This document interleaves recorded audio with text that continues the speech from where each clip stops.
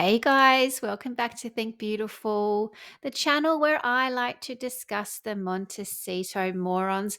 And in today's episode, I'm going to be focusing on this one because I feel like he hasn't had enough of my attention. So, this, of course, is Prince Harry. And Prince Harry is a twat, basically. He's just confirmed it yet again because in this article I'm going to show you today, he is proving, in my opinion, that he is a bully. That's what this is. And on top of that, he is also just confirming for us, proving, maybe he's in on it in this proving game situation. He is proving that he and Meghan have been calculating this whole time and coordinating attacks on the palace because we got this article. Prince Harry makes significant gesture towards deconflict with the royal family. Now, what does this mean? I'm going to explain what this means. But first of all, the use of the word deconflict. It sounds wrong to me. I couldn't quite put my finger on it. But when I look up what that word actually means and the context in which you are meant to use it, look at this. Deconflict, the first use of the word, it's a military term, and it is to change the flight path of a craft or weapon to reduce the chance of an accidental collision. Why would they choose that word? That sounds like spare all over again, does it not? This is just a purposeful choice of words. It is very much about war. I mean, whose idea was this? Was it Harry's idea? Because this just sounds like there's undertones going on. There's another motive behind all of this. I don't think that was the right word. So guys, whoever is in on this, choose a word like this. Okay, peace. You've got goodwill. You've got friendship, good relations. I mean, goodness. Should I just be grateful that they didn't use the word olive branch? Should we just admit that that's a step in the right direction? Is this Meredith Maines deciding to phase out the olive branch? I really hope so. That would be probably the best thing she could do at this moment. We're sick of that word. But let's keep going. The move may allow for cooperation on engagements between Buckingham Palace and the Sussexes. Now, I don't know in what universe we would need any level of cooperation. These two are completely opposing. They don't get along. They're nothing like each other. Why would we need them to cooperate? I don't understand this at all. I mean, just let the Sussexes do whatever they want. We're used to it now.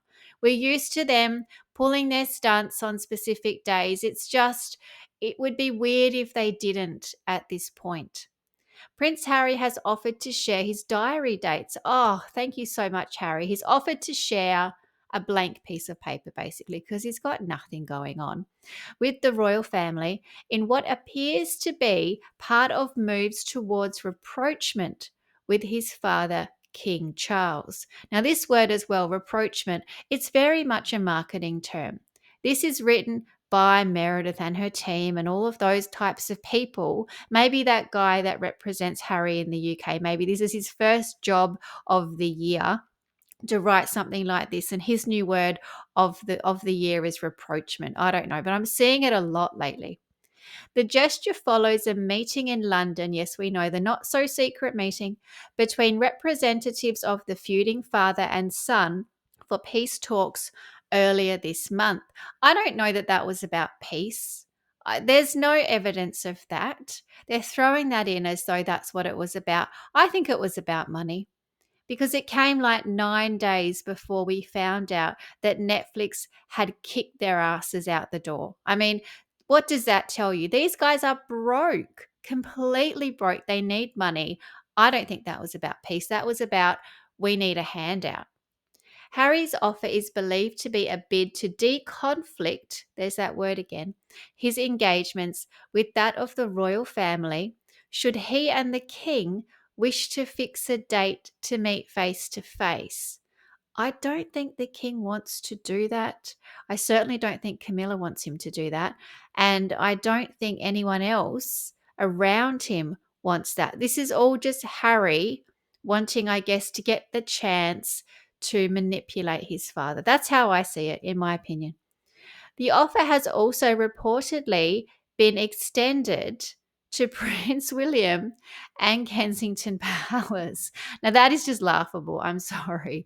Okay, Prince William doesn't care about Harry's diary. All right. He would rip this thing up. He doesn't care. He'd throw it in a dog bowl. It's not important. It doesn't matter. Whatever Harry wants to do doesn't concern William. Harry showing up at the Pat Tillman Award, or Harry being dragged along to the Times 100 through the back door. He doesn't care what Harry is doing, getting a fake tattoo by Jelly Roll. It's not important. He doesn't care. This is just completely laughable. As well as clear space for future meetings, which are never going to happen, Harry's peace gesture, okay, they're using the word peace again, okay, second time they're using peace, would also avoid embarrassing overlaps between the Sussex camp and the royals at home. Now, the only thing embarrassing about overlaps is just the Sussexes in general. They are embarrassing. They do it to themselves. They've been doing it for 5 years at least. Now, that it doesn't matter about the overlaps. Like I said, they could care less. There's nothing embarrassing about the palace doing something and the Sussexes doing something. I mean, they pull stunts all the time.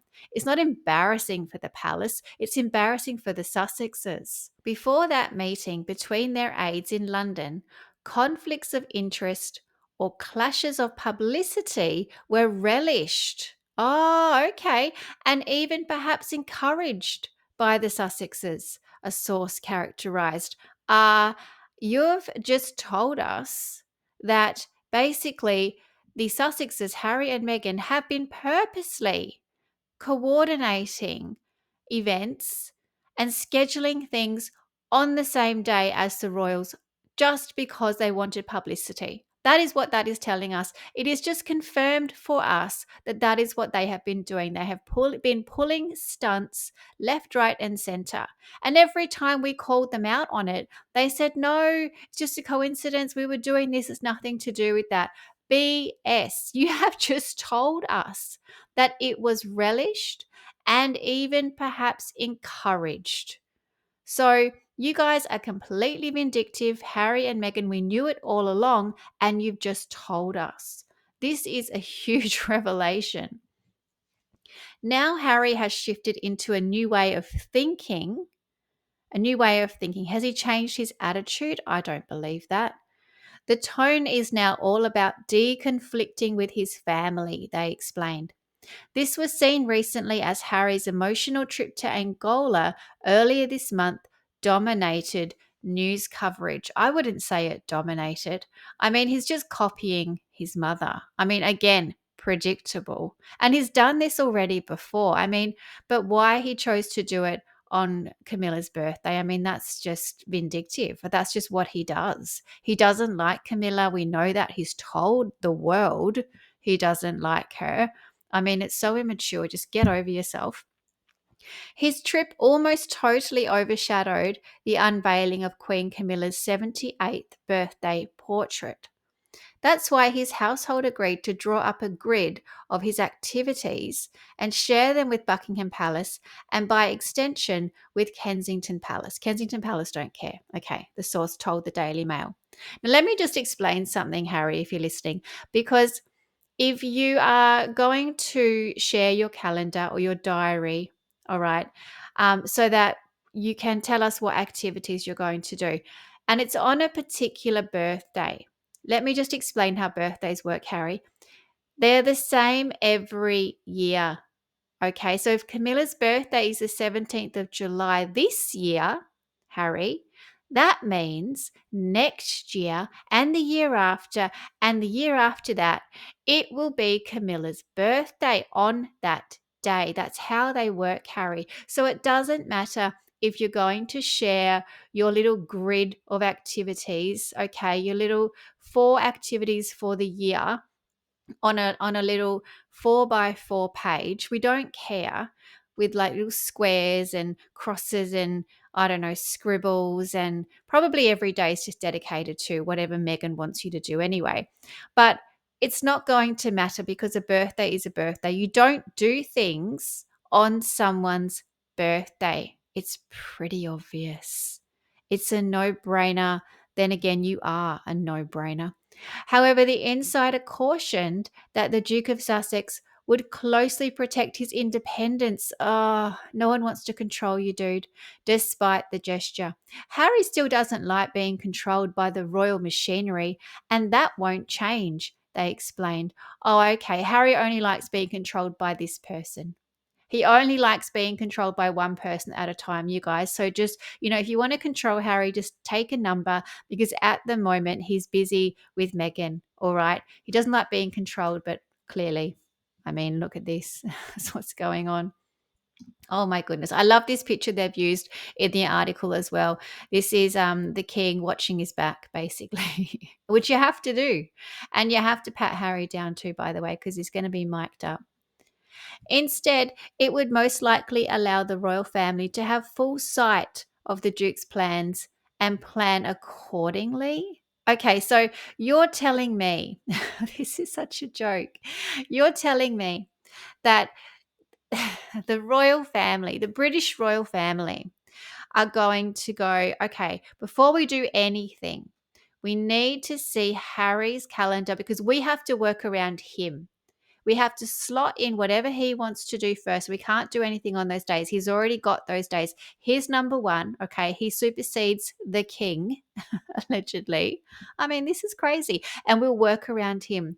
Who do you think you are, Harry? This is such a joke. It's a significant gesture. No, it's not. No, it's not. I'll tell you what this is. Let me explain the thought process behind this. If I was Harry, this is what I'd be thinking because Harry is a bully. We know this. We've seen it with the centre barley. We know he is not a nice person. This, in my view, is all about Invictus. This is about Invictus 2027. Now, Harry is trying to make sure that someone from the royal family, preferably a senior royal like the king, is going to show up for this thing. So he's saying, here's my calendar. What he really means is here are all the dates for Invictus, which we already know, 10th to 17th of July, 2027. Okay. And make yourself free. I'm giving you 2 years now. So in 2027, during the Invictus Games, if the king can't be bothered to meet with his son because he's just released Spare Part 2, or gone rogue and said something crazy again, which could happen any minute.